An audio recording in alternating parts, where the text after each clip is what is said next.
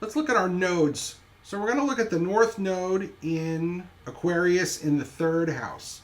The North Node is where we are trying to go in life, the area that we need to develop so we can become more well-rounded, solid individuals. Aquarius, once again, we go back to this idea of being different, being progressive, being cutting edge.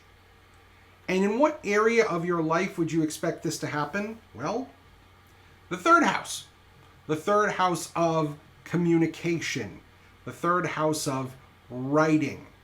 The third house of communicating of any kind. And what is also really interesting is that the third house deals with anything involving our brothers and sisters and our local neighborhood. And I actually do know a little something about Taylor Swift's neighborhood.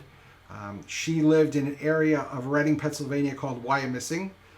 My wife was born not too far from there and lived not far from there, so I actually know that area very well. And so that is where she started to gain her popularity. And what's interesting is that the third house also represents K through 12 education. And that's when she really started working on being a singer and getting more popular. She did a lot of things when she was in primary school and high school. But this is an area that she's supposed to develop. She's supposed to be writing.